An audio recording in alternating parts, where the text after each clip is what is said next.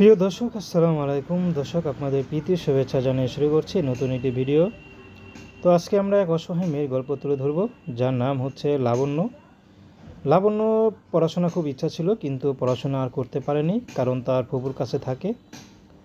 ফুপা রিক্সা চালায়, তো ফুপু পরের বাসায় কাজ করে।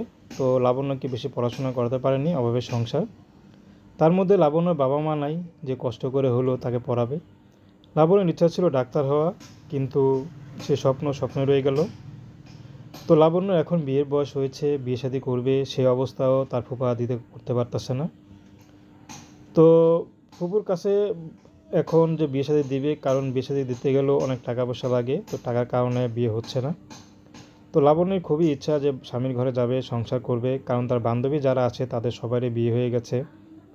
তো লাবণ্য চাচ্ছে যে ফুপুর ঘরে আর কষ্ট করবে না, তো এখন বিয়ে শাদী করে ঘর সংসার করবে। কিন্তু কে তাকে বিয়ে করবে? যারাই বিয়ে করতে আসে তারা শুধু যৌতুক চায়। তো লাবণ্য চাচ্ছে যে এখন যদি কেউ আমাকে পছন্দ করে বিয়ে শাদী করে, সেই মানুষটা চেহারা বয়স যেমনই হোক, লাবণ্য রাজি আছে। কারণ পুরুষ মানুষ সোনার আংটি যেমন বাঁকাও ভালো, পুরুষ মানুষ বেঁকা হলেও সমস্যা নেই। যদি সে দায়িত্ববান হয়, তাহলে অবশ্যই তার সাথে সারা জীবন একসাথে সংসার করা যায়। তো দর্শক, এ ছিল লাবণ্য জীবনের সংক্ষিপ্ত জীবন কাহিনী। তো প্রেম, ভালোবাসা, সাহায্য, সহযোগিতা, বিয়ে শাদী করা একান্ত আপনাদের ব্যক্তিগত ব্যাপার। তো আসুন আমরা 5 ওয়াক্ত নামাজ পড়ি, সর্বদা দেশের সেবা করি। আসসালামু আলাইকুম রহমতুল্লাহি ওয়া বারাকাতুহু।